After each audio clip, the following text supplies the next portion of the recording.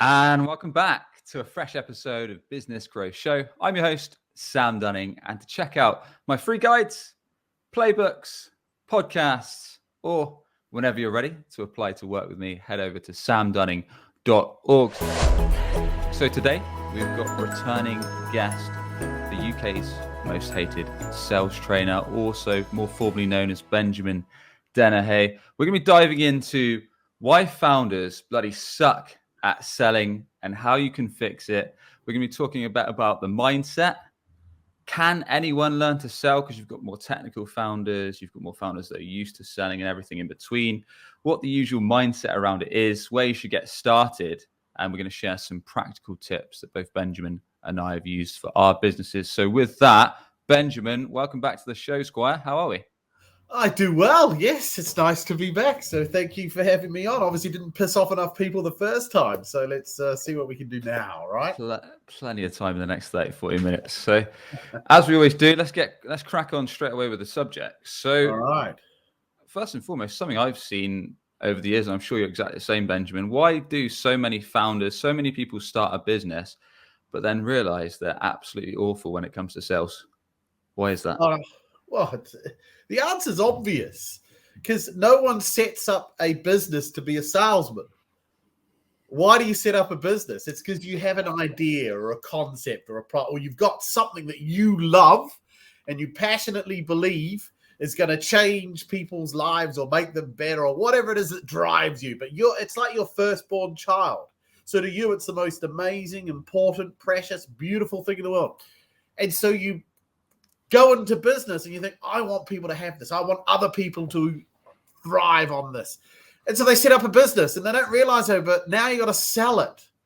You've actually got to sell. It's not like Kevin Costner's Field of Dreams, build it and they will come sort of thing. No. And that's when they realize I can't sell. But they have initial success and they do okay. Actually, no, that's not true, because 80% of businesses fail in the first 12 months. Yeah. Something like that, isn't it? It's something, whether it's 12 months, 3 years, whatever it is, it always boils down to the fact that you can't sell it. And what you do is, if you've got something that you're passionate about, that'll work for a while. You get in front of people and you're like Tigger on speed, and this is amazing. Just give me a shot. Chance. Yeah. And some people say, all right, I get it. I love it. Okay, we're in. And so you have these initial sales built off your passion and energy. But that can't last forever, and you're very rarely able to pass that on to employees. So you're never going to get, you may be lucky, but find a salesman that can exude as much enthusiasm and energy for this like you and treat it like they're their own. So what happens is after some initial success and getting a bit of a base, they want to step back from it, and they realize, actually, I don't really know how to sell. And what's worse is, because I don't know how to sell, I don't know how to hire salespeople. And that's one of the is why they fail. If you don't know how to sell, how do you hire a salesman? What are you looking for? And so they end up hiring people that look good and sound good and can, wow them like they wow people. I've been there. So I think been there with my business as well, for sure. For sure. So that's the reason. People set up businesses not to be salesmen. They set up businesses because they have a passion, but you got to sell the passion. That's why. Yeah, it's a fair point. And I think in today's episode, I want to focus on bootstrap founders. I don't want to talk about founders that have got a ton of funding, that have the luxury where they can think, well, I'm more technically minded, so I'm not even going to go near a sales conversation. Yes. I can hire a bunch of salespeople, or even hire a sales leader who's got experience to hire salespeople. So we're going to leave that aside, and we're going to talk about kind of founders who are in the heat of it. Okay. And like you said, I think passion can get you so far. So perhaps you've got a brilliant idea around an offer, whether that is a product, service, or SaaS solution, something in between. And then you can have the passion. So you have those fired up conversations. Perhaps you start networking, or you bring in your friends and your close network, and then you close a few deals with them. But then, like you say, it comes to kind of month 2 or 3, and you're thinking, oh shit, like revenue's down. I've almost burnt through half of my savings. Yeah. Like, how the heck am I going to keep money on the table and keep this business afloat? Yeah, and it's like, why aren't people buying? I'm not doing anything different. And it's like, well, because when you first started, it was new but now you realize just doing more of the same energetic doesn't work, because that's not how people buy. That's not how selling works. It's like anyone could fake being a surgeon. Most of us could probably maybe I don't know, get partway through an operation before anyone figured out we didn't really know what we were doing. So you can fake stuff. Yeah. And that's what happens. And after a while, you're not systematically closing. You're not systematically prospecting. You don't know how to do that. You just rely on, well, what I've done has worked so far. I don't know why it's not working anymore. Yeah. And that's because energy and passion and enthusiasm are not a sales strategy. Yeah. They work for a while, but they run out of steam. What are some of the key issues that you've seen you've spoken to a bunch of founders, entrepreneurs, and everyone in between over the years? And I think this will be vitally useful, not just for founders if you're listening in, but I think this could be anyone that's aspiring to start up their own business at some stage, or perhaps any sales reps or marketing execs that just need a bit of a lighter up their ass to kind of give them some tips. So what are some of the big mistakes you see more focused around founders when it comes to their sales strategy or lack thereof? One is the belief that you got to have all your ducks in a row. Got to have the website, got to have the collateral, got to have this, got to have that. And so they spend all the time building this wonderful thing. And it's like, you need to sell it. And all you need to sell it is a phone book and a phone. Yeah. And you need to be getting in front of it. You don't need a website. Yeah. But what if you phone people up and they go, can we have a look at your website? I got nowhere to send it. Who cares? Yeah. Like the website's suddenly going to make them go, oh my God, I can't believe I've never seen this before. Yes, I'll buy. Thank you for calling. Yeah. It's excuses to avoid doing the tough things. So they do all the really nice things that you like doing. Bit irritating, but I quite like a new website. Looks kind of cool that I can send people to it. I love to create the collateral and all that. I like that. It's a headache. You got to do it. And then I do all of that. And then right now, I've got to sell. And then I realize all this collateral and shit that they created doesn't actually help them sell and prospect. And so we've just wasted months and all this money on stuff that doesn't achieve. No, start selling stuff. Get in front of people. You don't need a website. You can have a one-page, what do you guys call it? A landing page. Yeah, it'll take about 10 minutes to knock to you. It's a brochure. No one buys. Well, no, that's a sweeping statement. But very rarely is anyone going to stumble across your website and say, oh my God, this is so awesome. I'm just going to buy whatever's on it. It just work like that. So that's one of the biggest mistakes is focusing on all the shiny kind of glossy stuff that they think they need. And in reality, they're ignoring the main thing. You need to be getting in front of people to talk to sell this. Yeah, and that doesn't require anything fancy. It's just a phone and some numbers and the commitment to do it. So that would be the first thing I'd say. The second thing I'd say is we've already touched on it. A lot of people, particularly when they set up a business, don't want to do the selling. So they hire someone. And they often go for someone with experience in the sector. Yeah, so they look for someone that comes from a similar background, thinking that, well, all I have to do is show them the product, show them how it works, sit back, and the money will roll in. Unfortunately, again, it very rarely goes that way because most salespeople, this is the first thing I always say. If a salesperson's looking for a job, you should already be suspicious. Why is a salesperson looking? I don't get why do you? Yeah, salespeople should not be unemployed, particularly good ones. So there's no legitimate reason for someone to apply for your job. So I'd be suspicious.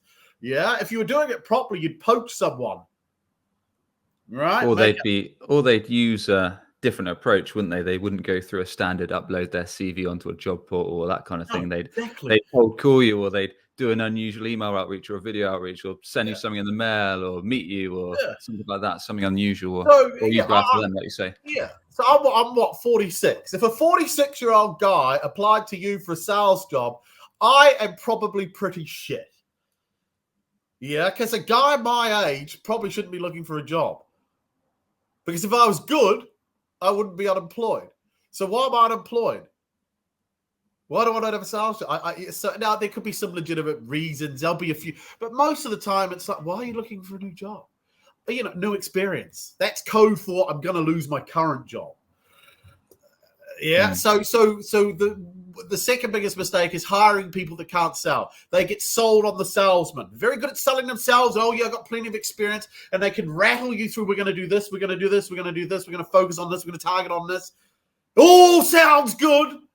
And then you get them on payroll. You go, I tell you what, why don't you make some calls? Nah, I don't really prospect. What? I'm a social seller.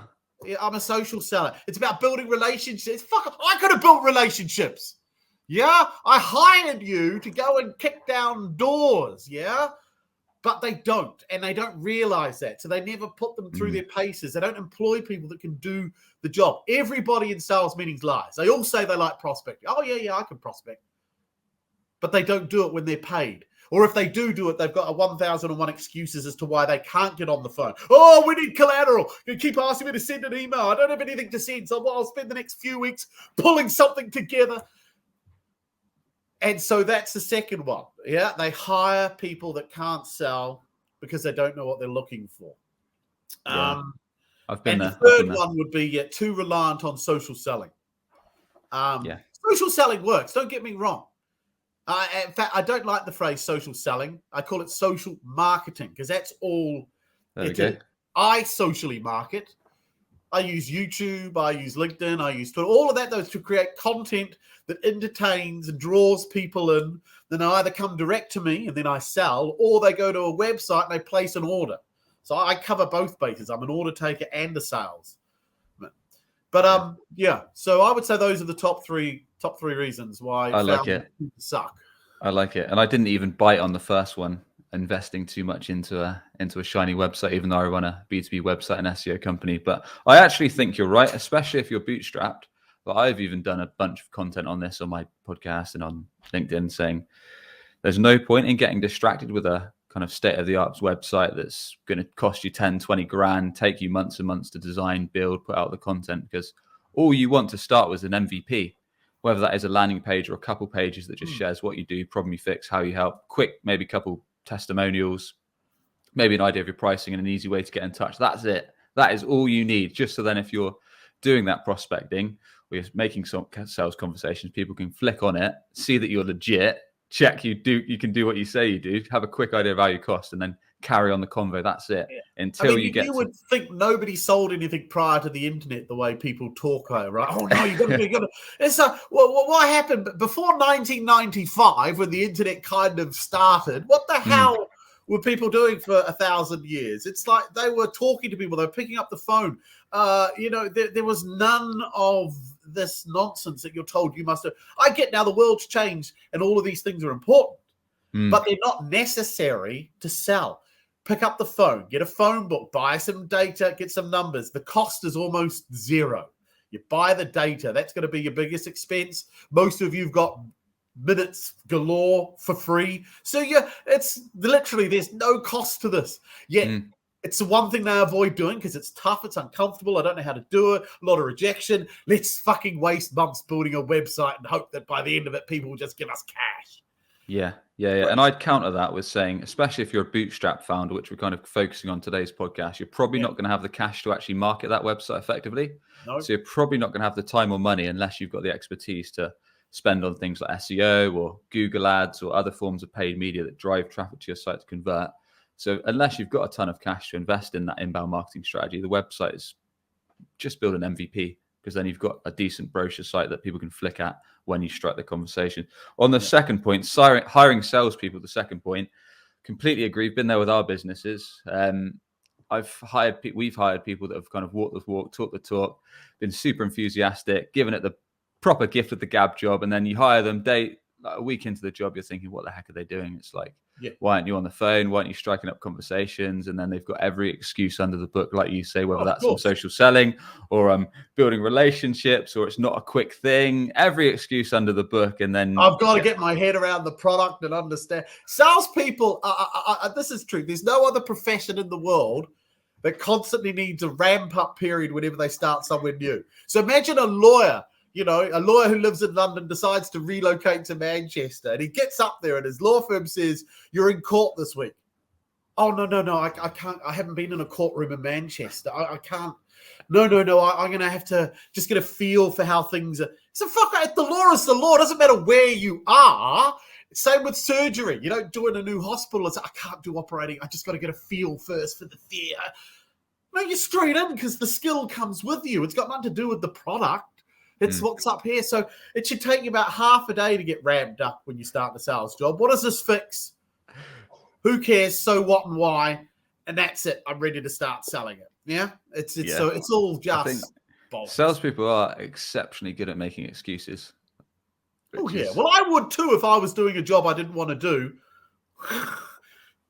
I was going to say, if you're getting a high base salary, can get away with it, then you can kind of understand the poor companies that are employing them. Yeah, I know. That's why that's why I look forward to the next recession, because it's good for business owners. Because what happens is you end up laying off people, but then you realize the same amount of money's still coming in. And then you realize, what the hell were they doing? Oh, they were just taking the 45K commission, doing some basic prospecting and feeding you along. Yeah, no, honestly, the world would work better without salespeople, I reckon. It's a funny one. Yeah, we move on. Point 3. Yes. Too reliant on social selling, or in your words, social marketing. Yeah, I think especially, I mean, it's a funny one. I suppose with a founder, like it's definitely useful, but then at the same time, especially speaking from my own point of view, it can be a massive time sink, right? Can it? You can easily, before you know it, spend hours on a platform like LinkedIn and what you've actually achieved. Well, this is it. It's return on investment, right? So, I mean, I get it. I used it. I when I started on LinkedIn, 2015, I think. But I remember when I started my LinkedIn strategy, and that was in 2016. But I knew, because it's like prospecting. I said to myself, this is going to take probably a couple of years before it ever pays any dividends, because I needed people to genuinely see me as an expert. I didn't want to say I was an expert. I didn't want to label myself an expert, because then I don't trust anyone that has to tell you they're an expert. That doesn't make any sense.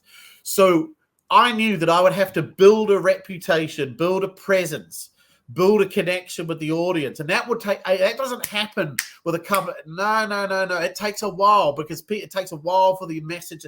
So I knew it's 2 years before I'd maybe even get anything really worthwhile from it. And it did take years, because I was focused on doing it right.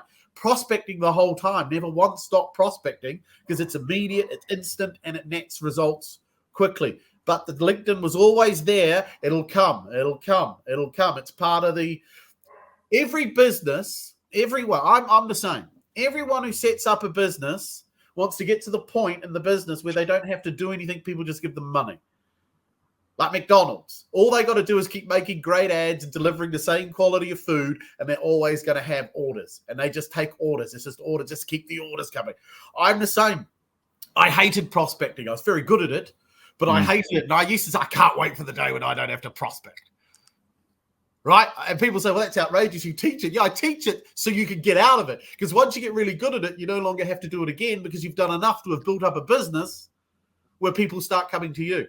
So, and this is it. So focus on what matters. Build the business. The social selling and all of that crap, that will kick in once you've built something, and then it will work. But it's not what you'd start off doing. Unless you're a super hot chick and you're doing stuff on LinkedIn and you just get millions of views purely because you look super hot. Yeah, there are people like that. I used to be like that, obviously. Super hot. Yeah, rewind 20 years, yeah. Something happened. I think I got hit by a number 10 bus, and I had to start again as an ugly guy in a red hat, and that was a lot harder than being a hot chick. Classic. I'll share something interesting a bit later about prospecting, an experiment that I've ran. Cool. Those are the 3 common mistakes: avoiding the glossy, shiny objects, whether that is a website, whether that is something else. Yeah. Hiring the wrong kind of salespeople, or hiring salespeople in general until you've probably nailed some revenue yourself, I reckon, especially if you're bootstrapped, and then too reliant on kind of social selling, marketing, LinkedIn, or whatever the channels may be. So with that said, because we're going to have founders that are perhaps kind of technically minded, like super smart when it comes to maybe the engineering side of building the product, maybe some that are good, super good at managing people, maybe some that are super good, perhaps they think they're good at selling, or they're good at building relationships, whatever. But can anyone sell? Can anyone sell? I think so. I don't think, I mean, I'm an idiot and I can do it, right? There's not really a lot to this. It's a skill set, and all skill sets can be learned. You've just got to want to learn it. If you don't want to learn it, then no, you'll never be good at sales. It's not hard to get people to give you money. And I think that's one of the things we've got to get clear. A lot of people confuse selling with people giving you money. Right. So I could sit by an ATM with a cup saying homeless and people will give me money. That doesn't make me a salesman. Yeah, with McDonald's, like I say, McDonald's doesn't sell anything. It's in the order fulfillment business. You go and place an order. In fact, that's what they should say to you if they're good, right? May I take your order?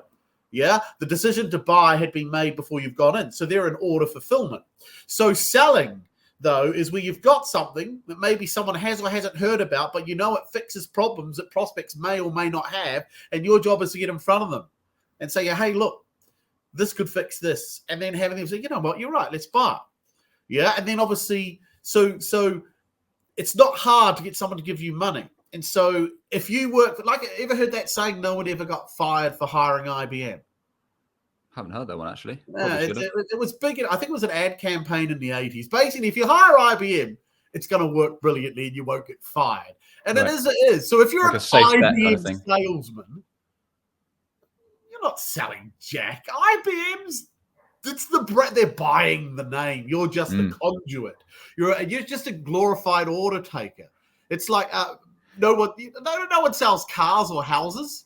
These things sell themselves. It's the people in between that get in the way of preventing someone buying, right? So, and they talk to you about all the features and the benefits, and they end up boring you to hell. And you think, you know what, bollocks to this. Or they're slimy and sleazy. So, yeah, separating selling from order taking is important. Anyway, I've lost my train of thought, but I wrote down a few notes. So you were saying you've got to, I think the first point is probably vital. You've got to have the right mindset. So you've got to actually almost realize that you've got to put in graft and work to actually make this a success, and understand that you're not selling a object or an offer or benefit. You're actually selling the solution to someone's problems. Yeah, too many people don't get that. Or if they do, they pay lip service to it. And they're so focused on wanting to talk about what they do, how they do it, and why they do it. The problem is nobody gives a rat's ass. I don't care. What I want to know is, why would I want this? And that's not me asking the question. It's you need to ask yourself, why would anyone this? And it can't be happy, clappy stuff. It'll make them feel better. Again, I'm not motivated by that. It's got to be something that's hurting me that'll make me want to spend time and money. So you've got to ask yourself, what would my prospect most likely be pissed off with, frustrated, concerned with, annoyed, irritated with, that this fixes, that they may not even be aware they're experiencing until I point it out to them. And then when they hear it, yeah, we do have that. Yeah, we do have that. Yeah, well, this can fix it. So, yeah, getting it right. The other thing is most people are in sales by default, not design. Very few people want to be in sales. And by that, I mean, when you're at school and you're asked, what do you want to be when you grow up? Maybe 1 in every 1,000 said salesman. All the rest said lawyer, doctor, accountant, architect. Something really cool. But then they went to university or they dropped out of school, and once they'd finished whatever it was, suddenly they realized no one's going to pay me for 18th century French portrait impressionist opinions unless I get a job in the Louvre, and there's only one going every 10 years. So I now have all this knowledge. It's useless. I need a job. You're young, you're thin, you look good in a suit, and you don't dribble. You are now qualified to enter the world of sales. And that's how they get into it. They needed a job. So why are you here? I need a job. They can't say that. So they say, well, I've always been interested in business. I like sales. I've always wanted to, I've seen the bollocks. I need a job until someone will pay me to talk about French impressionist art. And then they get stuck because after about 2 years of being in sales, it hits you. There's no transferable skill set here. What do you do after being a salesman? Unless you set up a business, I've never seen a job saying wanted ex-salespeople. Yes, a fair comment. What skill set do you bring? So you are trapped. And that's what happens. They get stuck there. And then written on the epitaph, there's something like, born 2010, died 2040, but buried 2080. For the last 40 years, they've been having the same year over and over again. It's terrible. So I'm brutal on salespeople, but it's true because I used to be that way. I'm a lawyer. I fell into selling. I didn't want to do this. I had far better plans for my life. Turns out I've got really good at this and I love this. But when I first got into it, I needed a job. It's the only reason I went into sales. So, look, I mean, you're exactly right. None of us really, well, certainly I didn't do it by choice. And what happened to us is kind of when when you whatever you do, whether it is kind of you use LinkedIn as a tool to generate business or generate sales conversations, whether you've got some kind of inbound marketing set up, whether that's running ads, running SEO, email marketing, whatever, to get you some inbound traffic and inquiries, whether you're doing something else, you realize that a lot of the time you're going up against other vendors. So most of the time these people are speaking to 3 or 4 companies. You realize you're not, after long, you're losing deals for the same reason consistently. And you start to think, well, if I don't start winning more business in the next few months, either I'm going to lose my job as a sales rep, but in our case, we're focused on founders, then things aren't going to keep going.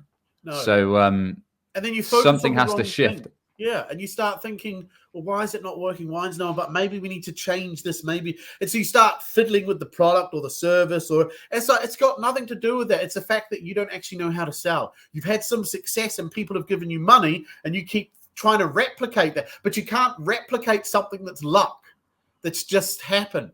So now they're stuck, and then they start tweaking and fiddling with the wrong bits. It's like you got to look in the mirror and say, I actually don't know what I'm doing. And if you're honest, why did we win all the business we've won? What was it?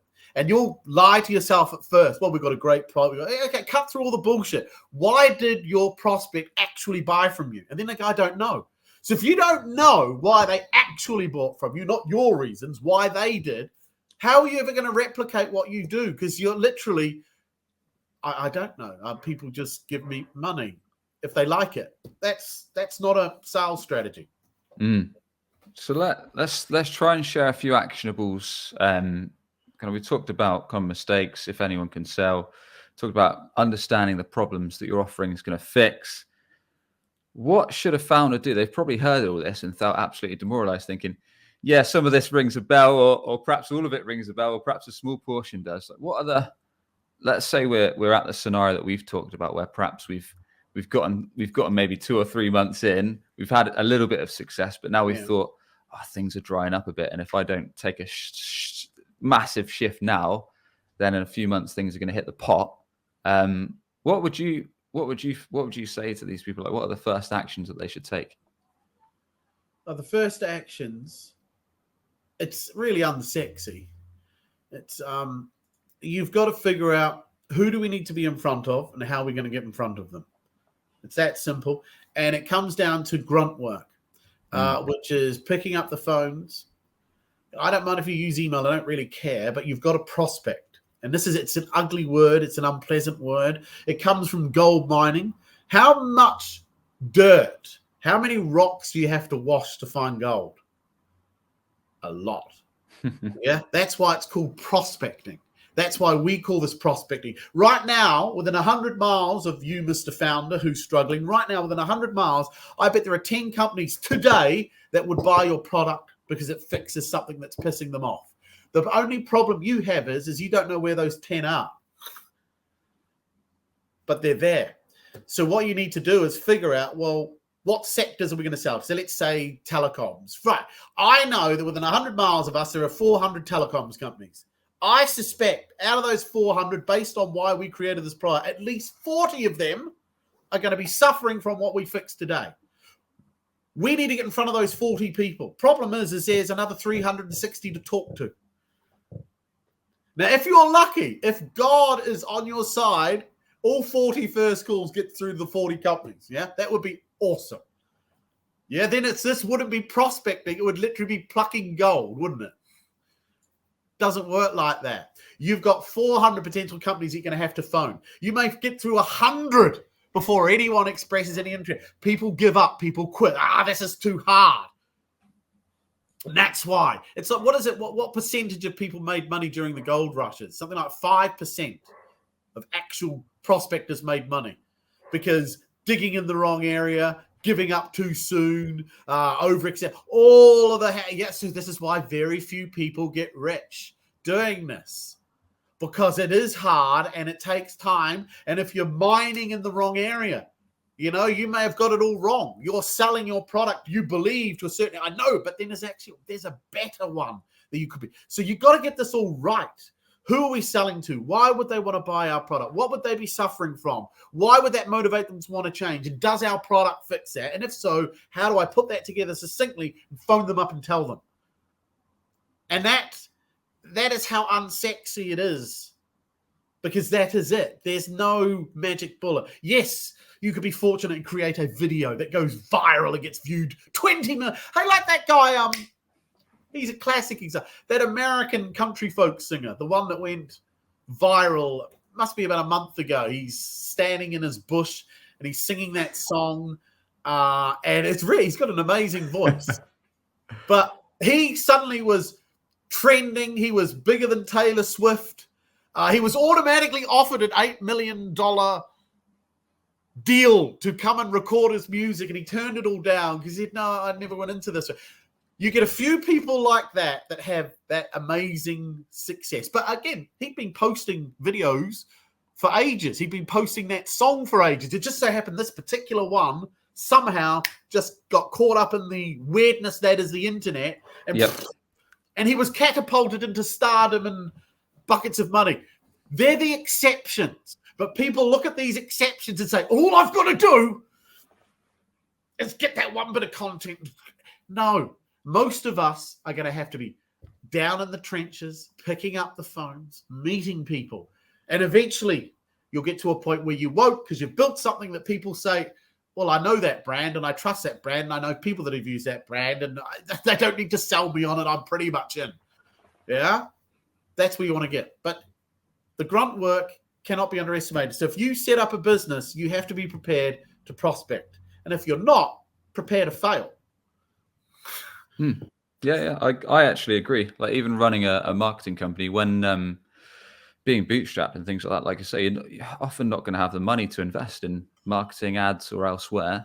No. So if you can get these skills, which are bloody hard to put into play, but if you can actually take the effort to work out, like you said, these are fundamentals, not just for sales, but for marketing as well. If you can clearly and succinctly understand exactly who is an ideal client profile for you, what verticals, what industry they're in, what are the kind of job titles they typically are? Are they the owner? Are they like small to medium businesses, or are they like the marketing director, VP marketing, CMO, or stuff like that? What kind of top 2 or 3 problems are they facing? What's the impact of those problems that they'll have on their business? What happens if they don't fix it? What are the kind of repercussions? And then what are the outcomes that your offer brings? Like just knowing that. And you have to be smart with it too, because the problem a lot of people have is they come up with one way of expressing what they do, and then they use that on everyone. But you've got to look at the structure of a business. A managing director views the world very differently from the finance director, who views it differently from the HR director, who's different from the sales director, because they've all got their own agendas and they've all got their own priorities. So you go in and you create something that works really well with sales directors, and you're able to nail sales directors with what you do, and they buy. You then take the same way and do it to a managing director, and then for some reason they're not interested or they're not biting as much. I don't get it. Why? Because you're talking about the problem probably in a way that doesn't appeal to the MD. It appealed to the sales director because you were tapping into things. So you've got to be smart. You can't have the same message for everyone. It's got to be different messages.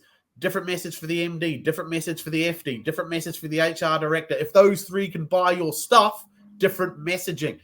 A lot of people don't do that. They just say the same thing over and over again. Yeah, it's a good point. And it's a good point. Shifting your messaging or approach to who you're actually talking to and what they personally care about.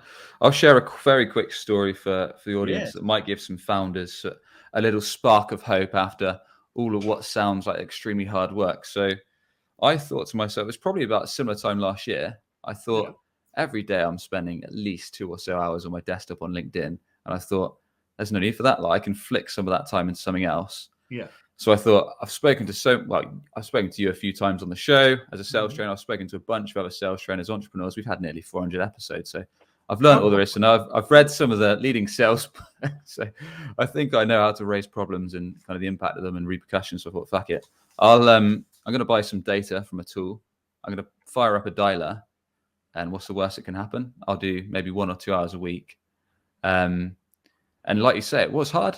Like I was literally the first couple of times I did it, because I'd cold called in previous sales jobs, but I hadn't done it much since I'd kind of rejoined this company and become an owner and my podcast company as well.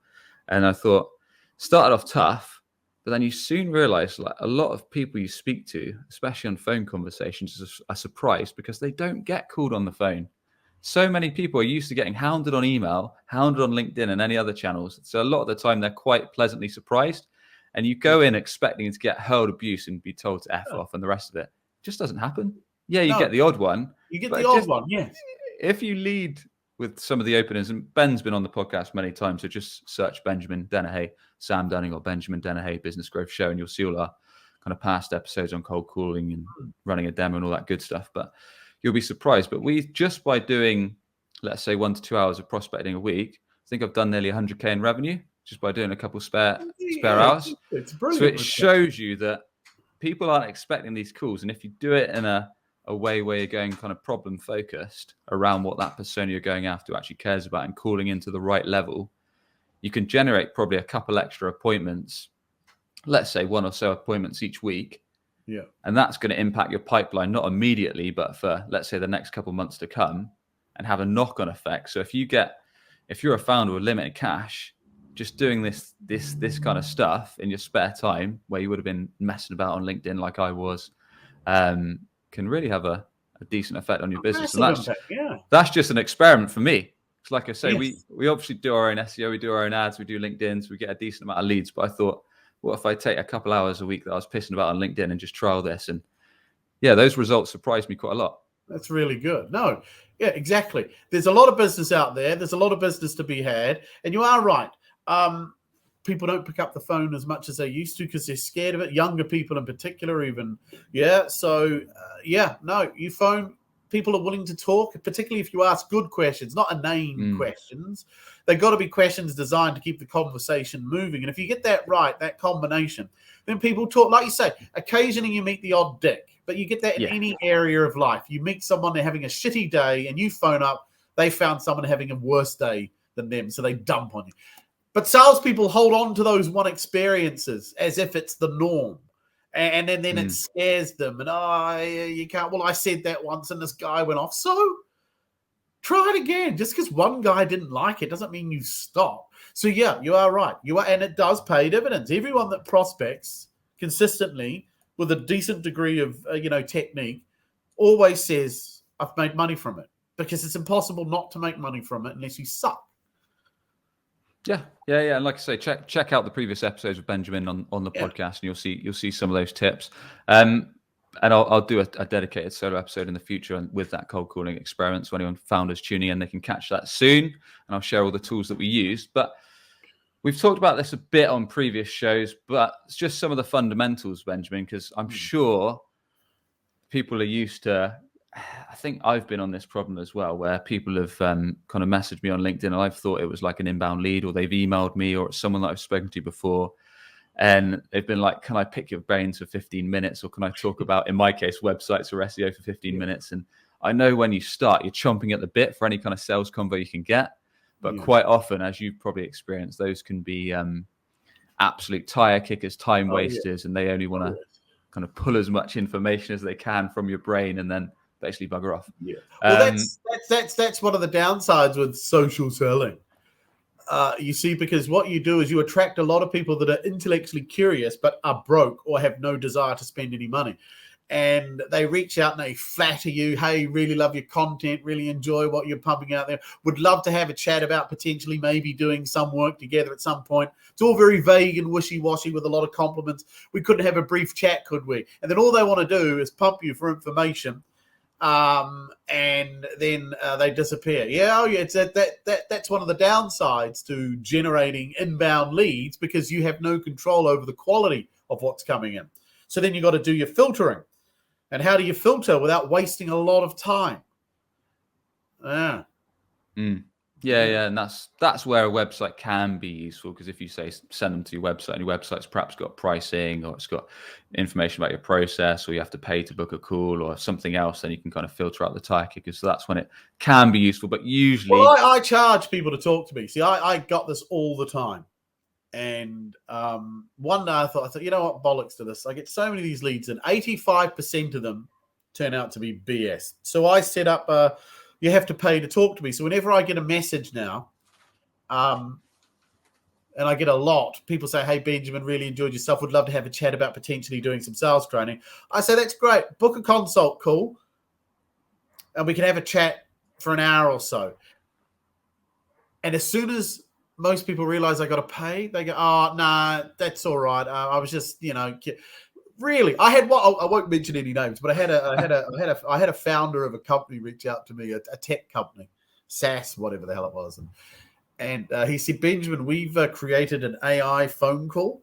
We'd love for you to critique it. We'd love to send it for you, and you critique it. And I said, fine. I said, well, look, I'll tell you what, that's probably going to take me an hour or two. Book some of my one-to-one coaching sessions, and I'll do it. Oh, no, we don't have any money or anything like that. We just, really? Yeah. So you're a startup with no money. You're paying all these developers. When you thought I was free, you couldn't wait to get my opinion. And then the moment I said, oh, no, I'm going to charge you. Oh, no. And it's like, fuck off. I know what you're doing, and it ain't going to work. I'm not a charity. I'm not here. It's like, no. And you have to do that. And 85% of people go away. I've got a 95% close rate on people that pay because they've effectively said, we need a sales trainer. We just don't know if it's you. So we're already halfway there. We've eliminated the curious. Yeah. And of the 5% that I don't sell to, it's usually by mutual agreement that we're not right for each other. Mm. And every now and then, every 6 months, because I have to do this because I'm a masochist or a sadist, I don't know what the phrase is. Every 6 months, I let someone talk to me for free. I expect you record it and put it on your YouTube, don't you? Well, because every single time I let someone talk to me for free, they ghost you. Happens and I do it to remind myself, this is why I charge for the calls, because whenever I do anything free, they ghost you. And I do it as a reminder, because I get people who say, well, you must be losing business because I wouldn't pay to talk to you. Well, then you were never going to pay. If you can't afford 170 quid to talk to me, how are you going to afford the fees for the training? Mm. Yeah. So no, it filters out. And if I did lose out on someone that could have been a client, I'll never know. Can't lose something I never had, so I don't care. No, that's it. And even if you're not in a luxury where you've got tons of inquiries coming in, I think just having some kind of qualification process, whether absolutely. That's perhaps someone says, I'd like to talk to you for 15 minutes. We just query that a bit more. If you don't have a website you can send them to where it has like your pricing, your process, and booking time in your calendar, maybe you just dive into it and just say, what exactly did you want to discuss? You could just say something even polite, like, sorry, I get tons of inquiries. Could you share exactly what you wanted to discuss, what it involves, and what you're hoping to get out of the call? And that way, they're actually going to share like, oh, I was looking for more information on this, or my manager wanted to know this. And then you can say, well, it's probably best I just tell you now, and then you can work out if it's worth it. Oh, yeah, I love it when I get my boss has asked me to look into this. Well, I'm my boss, and my boss says he can't be asked wasting time with someone that's been asked by someone else to look into that. So, no, if your boss isn't willing to talk to me, then I'm not willing to start this dance. Okay. I love that when people say my boss won't talk to you. Then why would we? So the person that's going to sign the check won't talk to the person he's got to send the check to. So if you were me, would you start this process? Seems a waste of everybody's time. Yeah, the classic. So we've got about 5 minutes before you got a dash. Oh, wow. We've done this a bit before, but I think it's going to be useful to recap it. Let's say as a founder, we've got a conversation with a prospect. Yeah. And we believe so far it's maybe somewhat qualified. So perhaps we've either reached out to them, email, cold call, LinkedIn, whatever, or they've come to us and we've asked a few very basic qualification questions. Yeah. So we believe they've got a problem we can fix and maybe a bit of cash. What are your top recommendations in the next couple of minutes for actually running that sales call in terms of kind of how it should be done? And this hopefully can flip a lot of people's opinions on what should be done on its head. Well, the problem with most sales meetings is they're a dog and pony show. It's basically people show up, throw up, and hope. Yeah, and it often comes down to their behaviors driven by scarcity. Most salespeople are never getting in front of enough people, and because they're never in front of enough people, whoever they do get in front of, they want to win. Because if they don't win them, then they're in even more trouble because they're not going to hit their target. So it all comes back to prospecting. If you're not getting in front of more people than you can sell to, you're always going to struggle. And so when you're in front of somebody with the scarcity mindset, and I got to get a deal. I got to get a sale. I need this. You're now emotionally attached to the outcome, which determines you're going to behave in a way that is not in your best interest. And most salespeople then tend to come across as a bit submissive, compliant. They can get a bit pugilistic, because if they feel the prospect isn't going the way they want it to go, they start to feel frustrated because they don't get it. We could fix their problems. I don't understand why they don't see it. So then you end up, so their entire behavior and all the techniques they adopt are more likely to frustrate the process. They'll get trapped in answering questions, and because they want them to be liked and they don't want to upset them. So then they don't do their job. And their job, when you get in front of a prospect, when I get in front of a prospect, I know this. This is all I know. They need me. I don't need them. Now, it's hard to think like that if you haven't been prospecting, you got no pipeline, and so that's your fault. So when people say, yeah, but you can only act like that when you're doing well, it's like, well, why are you not doing well? So it's always your fault. Mm-hmm. So now that I know this, I'm sitting in front of them and I now know they need me. I don't need them. I'm not here to convince them of why they should use my sales training. I know my sales training works. The question for me is, are you suitable to be my next customer? Why should I sell to you? Why should I help you? Can you convince me you need help? You see, if someone can't convince me, then why would they spend a load of money and time? So my job in the sales meeting is to challenge everything. I need them to basically put the case as to why I should help them. Now, I'm making it sound very simplistic. It's a bit more complicated than that, but that's the general thing. I am not there to convince you why you should work with me. I'm there for you to convince me why I should help you, because I know the stuff works, because I built an entire business around it and it works. It doesn't matter what you sell. You sell widgets. These widgets work. We sell them all over the world. They work. So I'm not here to convince you why you should buy these widgets. Yeah. Tell me, why should we sell to you? You came on this show probably when we did an episode a couple of years ago, and you shared a really nice question that I use at the start of sales calls now. Once you've done your usual building rapport, how did you stumble upon us? How's it going? Like blah, blah, blah, the rest of it that you do, the commonalities at the start of a call. Yeah. What would you like to have happen by the end of this sales call? That is one of the most revealing questions that I've seen that you can ask. Because then you'll know straight away whether they're the decision maker, who they've got to report to, how serious they are about the offer. Yes. And then I think you said, once you know that, follow up with, not sure if we'll get that far, but if by the end of the call, kind of you believe we can help you and I believe you can help you, what happens next? Yeah, and that you've literally uncovered the whole truth. Like all of their secrets are now revealed, how serious they are. Yeah. So you ask people, so can I ask you a question? What would be a good outcome? Or another one I ask at the beginning is, let's pretend we decide to work together. Let's fast forward 12 months. It's now October 2024. What will I have done, or what will you be doing differently for you to be able to say hiring Benjamin was the best decision we ever made? So what has to change?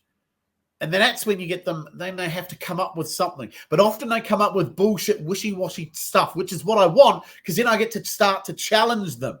My job is to make my prospect realize I know more about you and your problem than you realize. And you're only going to give someone a lot of money if you genuinely believe they know more about this than you. So my job is to make you realize you think you know what's wrong, but I don't think you really do. And I'm going to show you that through my questioning. So when they say, well, we'd like to be selling more, that's the usual answer. I go, well, I get that. I mean, that's what everybody would say. I get no. So I go, let me ask you the question a better way. And it's always done to set them up. Selling well is the outcome of doing something well, yes? So selling badly would be the outcome of doing something badly, yes? So what is it you're doing that's preventing you selling more, or what is it you're not doing that if you were doing, you'd sell more? Now they have to start thinking. It's, I don't know. Well, see, we need to figure that out, because if we don't know what it is, then you're not going to fix. So this selling more, so they always give you these pie in the sky things. But my job is that that's a bullshit answer. You're not selling for a reason. What is it? I don't know. That's why I'm here. I'm here to figure it out. And if I can figure it out and you believe I can fix it, what's going to happen between us?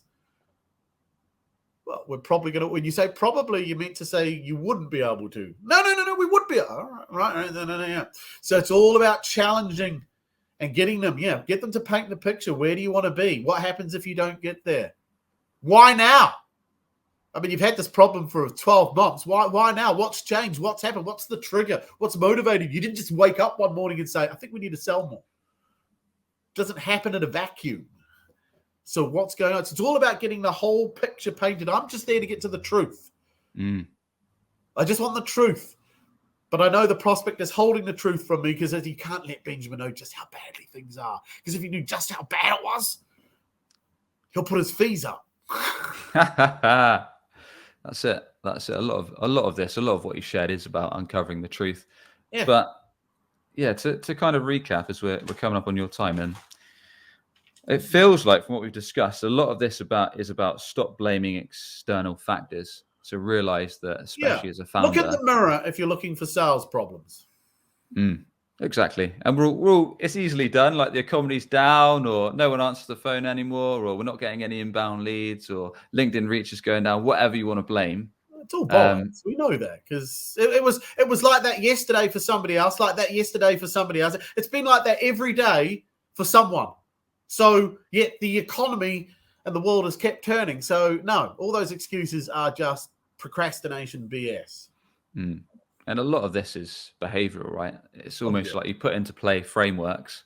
Like, I'm going to do this each day. I'm going to make sure that I do X, Y, Z, because I know if I put this framework into play, whether that is a marketing activity, a content activity, or a sales prospecting activity, I know if I hit these markers each day, then in a couple of months' time, I'm not going to have to be panicking my ass off because we're going to have. How do you become a professional golfer, a professional swimmer? You don't just say, I'm going to go to the swimming pool every couple of weeks. It's not, no. I'm there every day at 4 a.m. I do this, and then I do this, and then I do it. Then I follow this particular diet regime, and I can't eat this, and I can't. And I do this every fucking day for 4 years until the Olympics. Salespeople seem to think, I'll read a couple of books, I'll try a few things, and then after that, it's everybody else's fault. No. Marketers are no different, mate. There we go. Benjamin, always a pleasure, or always a chore, never a pleasure, something like that. But no, I appreciate you coming on. Thanks very much, mate. Always enjoy the chat. Please do share more about how everyone tuning in can learn more about yourself, connect with you, and any of your websites you want to promote. Yeah, so obviously it's easy to find me, UK's most hated sales trainer. So if you Google that, you'll find me. LinkedIn, it's under my name, or UK's most hated sales trainer. And obviously my website is uksmosthatedSalesTrainer.com. So you'd have to be a complete idiot if you couldn't find me. Yeah. Benjamin's got plenty. Which is why I don't work with a lot of salespeople. Plenty of good stuff on YouTube, and like I say, check out our previous interviews where we cover a lot of the stuff we didn't today. So thanks again, Benjamin. You'll find all of those links to connect with Benjamin on businessgrowth.marketing. Got to give a quick shout out to our sponsor, Dealfront. So if you're looking for GDPR compliant data for your go-to-market sales and marketing team to drive more leads, build up your pipeline, grab your own free demo at dealfront.com. And apart from that, appreciate you all tuning in. Feel free to give us a quick subscribe on YouTube. Rating, review on Apple Podcasts is appreciated. Catch you on the next one for more no BS B2B marketing tips to grow your business. Cheers for tuning in.